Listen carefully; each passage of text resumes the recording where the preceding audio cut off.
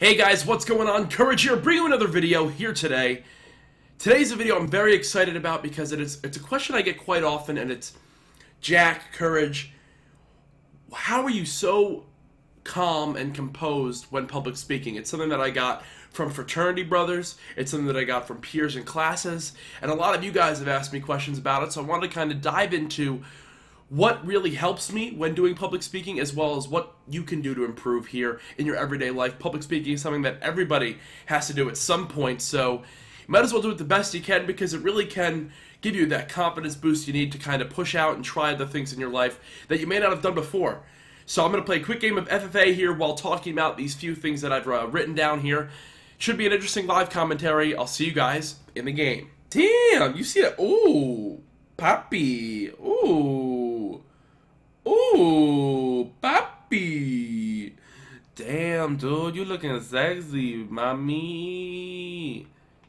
That was weird. Alright, we are loading up a Biolab free-for-all here. I'm going to be rocking the ASM1 while diving into some of these things. I might as well get it started now, because I want to make sure I can fit everything into this game, because I plan on winning pretty quick. Actually, no, let me go with this one. And let me mute all these people, please. Alright, so there's a lot of key things in public speaking. The first one I want to touch on is knowledge of what you're doing. So let's say you're in a class or you're doing a business presentation or anything along those lines. One big key thing that you can always utilize is going in there with all the knowledge you can possibly gather. Don't go in there half-assing or thinking, oh, you know, I'll just wing it, because then when you go in, right as the presentation's about to start, the last thing you're going to be thinking about is, man, I wish I knew a little bit more about this, or if they ask me a question about this, how am I going to answer it? You shouldn't have to worry about that. You should go in knowing I have all the knowledge I need. Anything that comes up, I will be able to answer. There will be no or very few curveballs that can possibly come my way. And having that will really bring you to the next level and give you the thing I want to talk about next, which is confidence. Confidence is something that is so key, and knowledge really builds into confidence a lot.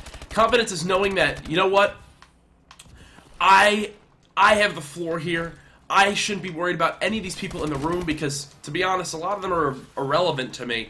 And it seems weird, but in the grand scheme of things, in your project or whatever you're trying to accomplish, not really in the business world, but for a project, your other classmates that aren't involved in your presentation don't really matter. So you shouldn't be thinking about what they think. It should be all about what the professor or the person grading you thinks. Yeah, you don't want to rip them in half or burn bridges with those students. Holy shit, that guy just destroyed me. But you also shouldn't be worrying about, oh my god, what does Jenny think of my outfit today? Or what is Billy going to say about my thoughts on this thing? No, you should be going in there thinking, you know what? My teacher is the only one that matters, and I know she has an open mind, so if I give positive affirmations that I have the knowledge of this and I've done the necessary research to have a successful project, then my grade should reflect that. I think that's really key. I'm going to destroy this kid right here. Okay, what just happened?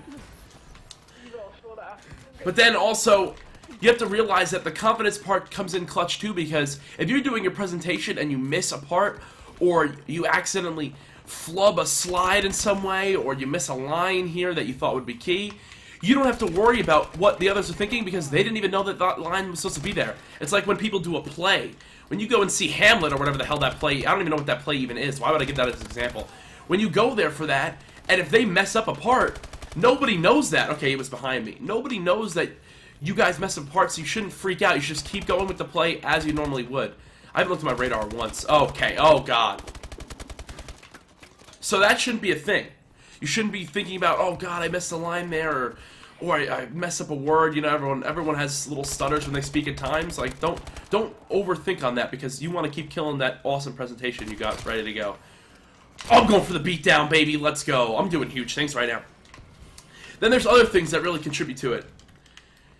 You have to realize that if a part of your confidence is dressing up, I know for a fact that when I dress up, I feel like, you know what, I'm the best looking person here in this room. I'm looking 100% today. No one's judging me by what I'm wearing. If anything, they're saying, damn, he's well prepared. He's serious. He wants to get a good grade.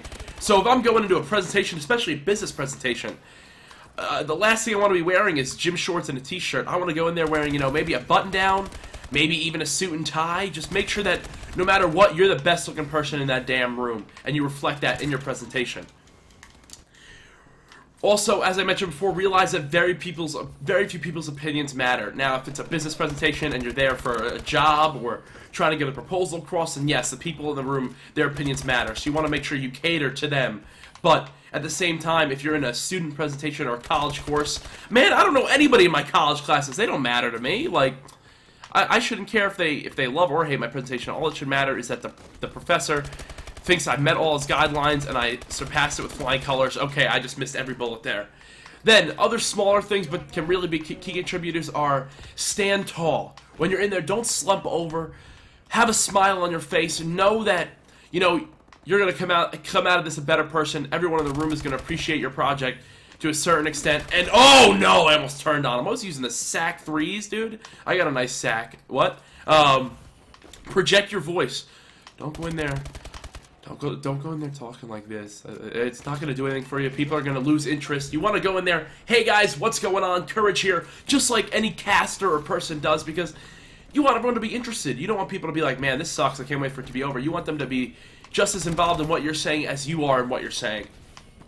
Be sure to use eye contact. That is so key. Have you ever noticed when you're in a class or someone goes up to do a presentation and they're like, yeah, it's key that, you know, people get food from this place because, and when they don't use eye contact, you notice that more than what they're talking about, and it just further brings people out of what you're saying and more into judging you. And that's not the look you want to have. You want to be able to look into everyone's eyes, and, you know, if it's something you don't normally do, break out of your shell for that presentation. Get that higher grade than normal, because trust me, it will affect your grade. Looking into people's eyes and really getting your points across. Ooh, picked up one.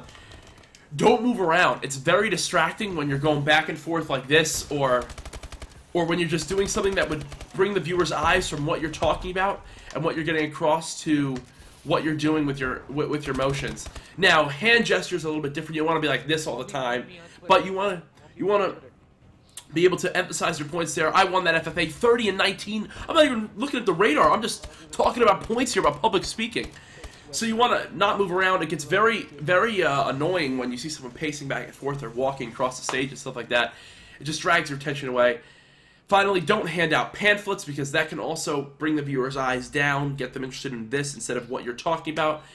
And finally, just remember to have fun. At the end of the day, you only live this life once. Enjoy it. Have a good time up there. Leave a positive impression on those people. And I hope this video helped you a little bit. I definitely, when I took a college course here in public speaking, I definitely learned some things that I am very happy I know now, as this whole casting and commentating in front of large audiences is something very new to me, even though I have had a lot of experience in front of a camera and talking to groups, large groups, especially because I was a fraternity chapter president.